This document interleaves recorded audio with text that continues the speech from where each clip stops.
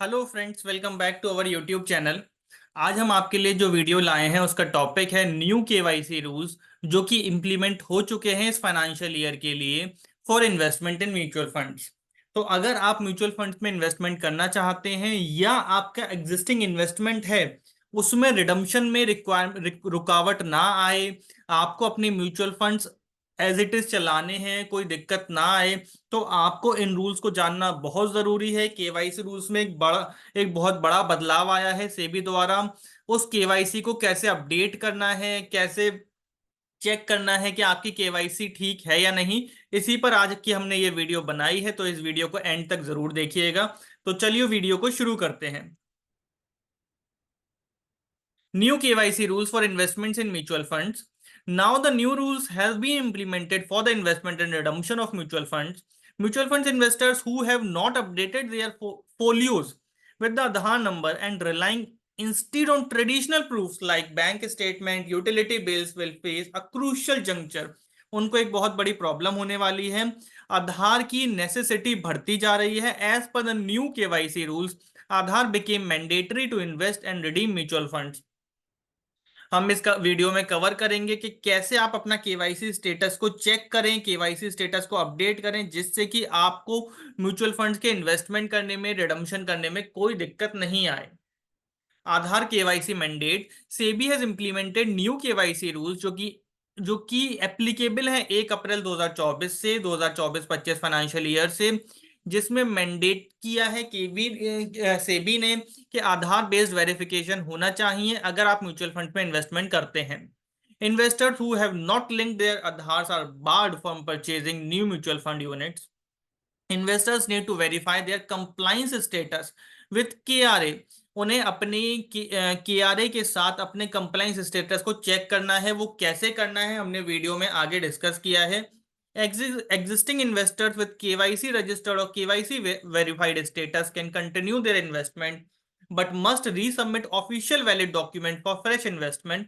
तो जो केवाईसी, 3 तरह का स्टेटस केवाईसी में हो गया है वो हम आगे डिस्कस करेंगे। उसमें से 2 है केवाईसी रजिस्टर्ड और एक केवाईसी वेरीफाइड। वो अपना इन्वेस्टमेंट कंटिन्यू तो कर सकते हैं, लेकिन अगर वो नया इन्वेस्टमेंट करने जाएंगे तो उनको ऑफिशियल वैलिड डॉक्यूमेंट्स रीसबमिट करने की जरूरत है। Understanding the validation process, investors with validated status can transact seamlessly across SEBI registered intermediaries without any KYC documentation if there is no change in existing KYC information। जिनका status KYC validated दिखेगा उनको कोई दिक्कत नहीं है, वो आगे अपना काम कर सकते हैं। For investors aiming to transition from KYC registered to KYC validated, जिनका स्टेटस अभी केवाईसी रजिस्टर्ड दिख रहा है और उन्हें केवाईसी वैलिडेटेड स्टेटस में जाना है, उनको आधार एक इंपॉर्टेंट रोल प्ले करेगा उनके लिए, और उनको ऑफिशियली वैलिड डॉक्यूमेंट सबमिट करने पड़ेंगे। उसका क्या प्रोसीजर है हम आगे वीडियो में डिस्कस करेंगे। वीडियो को एंड तक जरूर देखिए। With Aadhaar serving as a sole official valid document facilitating seamless transactions across mutual fund houses, its integration becomes imperative for investors navigating the evolving KYC landscape.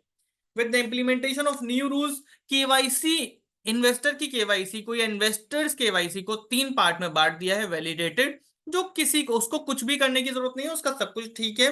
Investors with validated KYCs are not required to take any action and can continue their investment activities. Registered KYC, जिनका status दिखेगा investors with registered KYC can proceed their investment but need to undergo re KYC अगर वो किसी नए mutual fund में खरीद purchasing करते हैं या कोई नया डीमैट अकाउंट खोलते हैं। ये स्टेटस कैसे चेक करना है हमने वीडियो में आगे डिस्कस किया है। किसी का स्टेटस अगर दिखता है केवाईसी इज ऑन होल्ड, तो ये एक सीरियस इशू है। Investors whose KYCs were based on invalid document like bank statement, utility bills are placed on hold, they are restricted from further investment. वो एग्जिस्टिंग फोलियो में भी आगे investment नहीं कर पाएंगे, विड्रॉ भी नहीं कर पाएंगे until their KYC documents are updated. How to check, कैसे चेक करना है? बहुत सिंपल है। आप CDSL वेंचर्स लिमिटेड की वेबसाइट पर जाइए। जब आप गूगल पे ही सीडीएसएल वेंचर्स लिमिटेड की लिखेंगे तो आपको दिखेगा सीडीएसएल वेंचर्स लिमिटेड में केवाईसी इंक्वायरी। उस पर क्लिक करिए, अपना पैन नंबर डालिए, अब कैप्चा फिल करिए, आपका केवाईसी का स्टेटस दिख जाएगा। वो 3 स्टेटस हो सकते हैं, या तो केवाईसी ऑन होल्ड, या तो केवाईसी रजिस्टर्ड, या तो केवाईसी वैलिडेटेड। केवाईसी वैलिडेटेड है तो कोई चिंता की जरूरत नहीं है, केवाईसी रजिस्टर्ड है तो वैलिडेटेड में उसको करा लीजिए अगर आप नई इन्वेस्टमेंट करना चाहते हैं तो। केवाईसी ऑन होल्ड वालों को तो केवाईसी कराना बहुत मैंडेटरी है, अदरवाइज वो ना ही तो आगे इन्वेस्टमेंट कर पाएंगे ना ही रिडम्पशन कर पाएंगे। हाउ टू अपडेट, कैसे अपडेट करनी है केवाईसी ऑफलाइन, आगे हम ऑनलाइन का भी प्रोसीजर डिस्कस करेंगे, आधार वेरिफिकेशन का भी करेंगे। Download the KYC application from the CDSL ventures website. उसमें डिटेल्स भरिए, फॉर्म को सबमिट करिए, और फिजिकल कॉपी किसके पास सबमिट करनी है आपको? डेजिग्नेटेड अथॉरिटी और इंटरमीडिएटरीज जिनसे आपने खरीदना है म्यूचुअल फंड। अटैच करिए अटेस्टेड फोटोकॉपीज अपने आईडी प्रूफ, रेसिडेंस प्रूफ और पासपोर्ट साइज फोटो की। आधार बेस्ड बायोमेट्रिक ऑप्शन भी आप ऑप्ट कर सकते हैं। इसके लिए आपको क्या करना है, एक ऑफिशियल रिप्रेजेंटेटिव उस फंड हाउस से आपको रिक्वेस्ट करनी है कि आप अपना कोई ऑफिशियल रिप्रेजेंटेटिव भेजिए, वो आपके पास आएगा, आप उसको अपनी आधार की कॉपी दे दीजिए, वो आपका फिंगरप्रिंट लेगा, वो मैच हो जाता है तो आपकी केवाईसी वैलिडेटेड मान ली जाएगी। इम्प्लीकेशंस क्या है अगर केवाईसी आपने दोबारा कराई वो भी गलत हुई या अधूरी रह गई? If the KYC status is showing registered instead of validated due to the use of non-Aadhaar OVDs, official valid documents, and investors may face restriction when opening a new mutual fund account or making investment. तो अगर आपने री कराई KYC और फिर भी दिक्कत रही तो आप आगे इन्वेस्टमेंट करने में आपको रेस्ट्रिक्शंस फेस करने पड़ सकते हैं, रुकावटें आ सकती हैं। Failure to complete re-KYC may have serious implications such as blocking of the demat account. आपका डीमैट अकाउंट भी बंद हो सकता है, ब्लॉक हो सकता है। अगर आप कोई चीज परचेज करना, कोई चीज सेल करना चाहेंगे, परचेज करना चाहेंगे, वो नहीं हो पाएगा। Such incidents proves the importance of adhering to re-KYC deadline to avoid financial disruptions. Implications क्या है इनकरेक्ट और इनकम्प्लीट केवाईसी की, री केवाईसी की? Where the KYC status was put on hold or incorrect contact details were captured during re-KYC, such errors need to be rectified and this process may be cumbersome and may require additional documents or online verification.